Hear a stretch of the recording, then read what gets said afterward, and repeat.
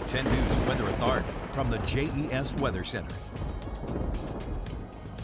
Good afternoon, everyone. Here's a live look at our Virginia Tech Carillion Skycam overlooking downtown Roanoke, where current temperatures are sitting at 38 degrees. Winds continuing to gust out of the north and west at 25 miles per hour. You pair the cool air and you pair the wind together and you get a real feel of 27 degrees. So yes, it is feeling absolutely cold out there and feeling below freezing during our lunch hour this afternoon. Across parts of the Highlands and the New River Valley, we're still feeling like 12 and 18 degrees. Hot Springs and Independence, and then across parts of the Piedmont at the south side and Lynchburg, feeling like the mid to upper 30s out there. So a little bit warmer of a feel the further east you go. That's just because temperatures are slightly warmer out there and there's actually less winds out there. Temperatures themselves will reach the mid to upper 40s across 3 of our 5 zones this afternoon, but again, the real feel is going to continue to stay in the 30s and even in the 20s for a lot of the mountains, and that's because the winds are still gusting between about 15 and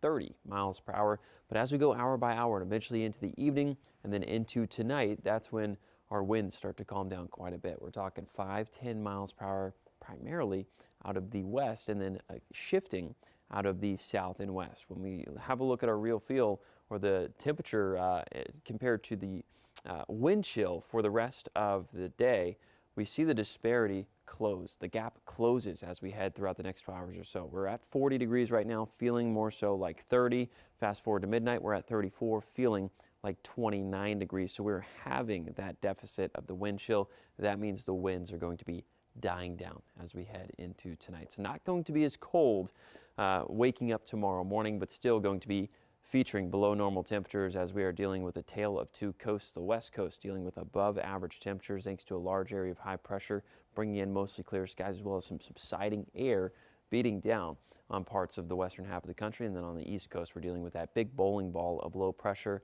bringing in some Arctic air from way up to our north. So that's what we're dealing with across the country. Eventually, we'll start to see the jet stream lift off towards the north as we head into the next handful of days. So this Arctic air mass highlighted here in this light blue color is eventually going to shift just off to our north and into the northeast. That frees us up for some more warm air to build in from the south as we head throughout the next couple of days, and that's exactly what is going to happen.